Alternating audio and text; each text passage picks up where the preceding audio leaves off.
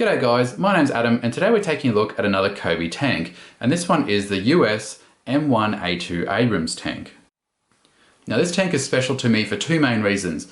The first one is that this was designed by my friend Kobikowski. Now if you're interested in COBI, you've probably heard of Kobikowski on the internet. He's basically the unofficial ambassador for COBI vehicles and kits, and mainly military equipment. He had a bit of a vision. He has a vision in mind for brick-built tanks. Basically, he wants to stick to scale and accuracy. And that's where this particular tank came from. He designed this tank, I believe, based on a Revel kit in the 1:35 scale. And obviously, COBI liked it enough that they've turned it into an actual production kit. And you can tell it's by Kobikowski himself, because on the actual instructions, there's his YouTube or his iconography for his store and his YouTube channel. And I think it's kind of special that basically someone who's not with the company has put their sweat and tears into this kit, and COBI has turned that into a real life production model. Not many of us will ever experience that sort of thing, so that's the first reason why this tank is special to me. The second reason why I was particularly interested in the M1A2 is because I'm Australian, and in Australia we actually have M1A2 tanks. So going forward, I would actually like to modify this tank with some brown and green camouflage to match the Australian looking M1A1 or M1A2 tank that we have here in Australia. So this is the M1 Abrams box. It's a pretty standard COBI box, although they have updated, I guess, the background design more to match with the modern tank look, rather than going with the standard World War II small army look. And all COBI kits present with the number of pieces and the number of minifigures, and in this particular case, they've given the scale. Hopefully that's a sign of things to come, maybe. On the back of the box, you do get, basically, this is the same on all COBI tanks. You get a bit of an indication of all the different play features and all the different functions of the tank, including the size of the tank. And then you get a little bit of a description of what the actual tank statistics are, such as its top speed, its armament, things like that.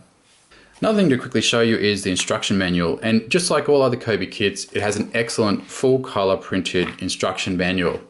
I've built kits from a variety of brick brands, of course Lego. I've built a number of Chinese brands, some South Korean brands, and of course COBI. And I find that COBI and Lego instruction manuals are by far and away the best manuals. The COBI manuals, just to show you, just like a Lego kit, they call out which pieces you need and show you exactly which pieces need to go on the kit. These are very easy to follow. And basically, I don't get any frustration or headaches building any COBI products. They're just a delight to build. With that in mind, there's a lot to like about this kit. The main things that I actually like is the entire look of the model. It just looks right, and there's a lot of detail. So taking a quick look around the tank itself, you can see there's quite a bit of detail from the engine grills all the way around. You've got a lot of detail through the turret. This is probably my actual favorite part of the actual kit itself.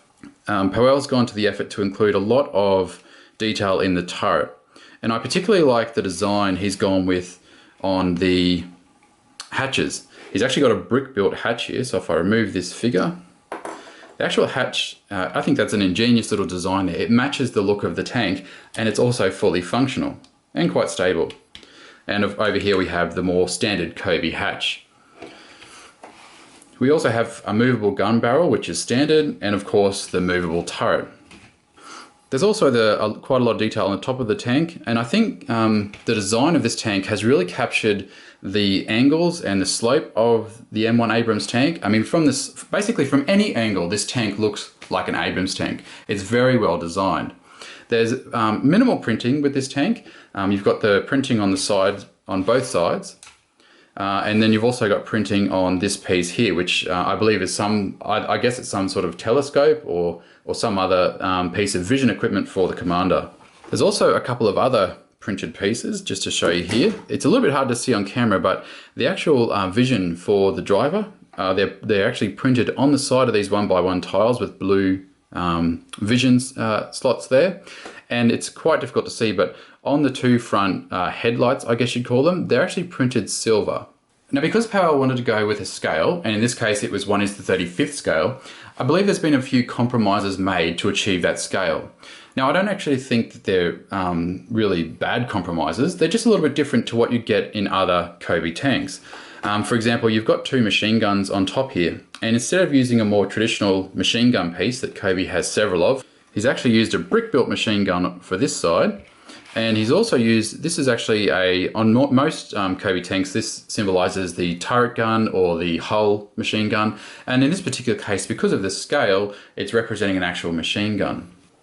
Now, in terms of play features, as I've shown you, the hatches open up and down, the turret does move, the machine guns do move up and down, this one doesn't move at all.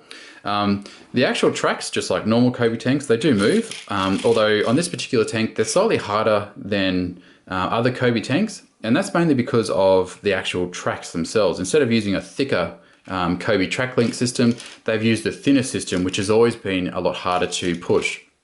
So on a hard surface like this timber, these tracks won't really move. However, on carpet or outside on grass, they're going to move just fine.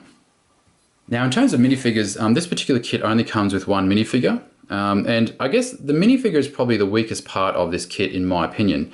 He does have excellent printing on the front, however he has included what I believe is, it to me looks like a World War II machine gun, and the helmet to me just doesn't look right. It doesn't really look like the traditional American helmet. However, from listening to, or from watching Kobi's video on this particular tank, I believe that's basically a compromise he had to make because he had to pick existing parts from the Kobi catalog, hence why he couldn't have a custom design machine gun or helmet. Now, one other thing, talking about the scale, and this is the only real negative I've got of this particular tank. I've been collecting Kobi tanks for the last 2 or 3 years, mainly World War II vehicles. And they all, even though they're at this odd minifigure scale, they all match this, in sizing. So just to give you a bit of an example, this is the M1 Abrams, which is obviously a main battle tank compared to the normal Tiger 1 from the standard World War II range. And you can see that the Tiger 1 just dwarfs the actual M1A2 Abrams. And that's really the only issue I've got with this kit, is that because it's been built to a scale, it doesn't fit with anything else in my collection. Now, of course, you've got the obvious fact that this is a modern military tank, whereas everything else in my collection is World War II, so it doesn't fit anyway.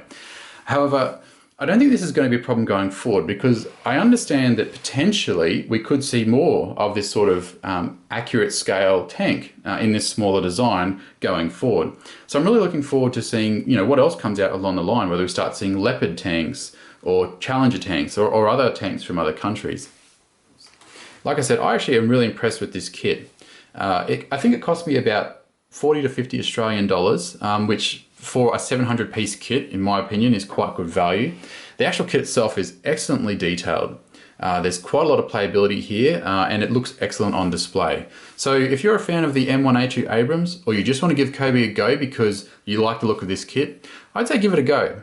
You can find these kits quite easily on eBay or through Amazon US or Amazon UK. And it's one of those things where I think if you build these kit or any other Kobi kits like I did, the first time you build one, you'll probably be impressed, and maybe even you'll get hooked like I did. Anyway, if you have any questions about this particular tank or any other Kobi products, please let me know and I'll be happy to try and help you in the comments. Anyway guys, thank you very much for watching, and I'll see you next time.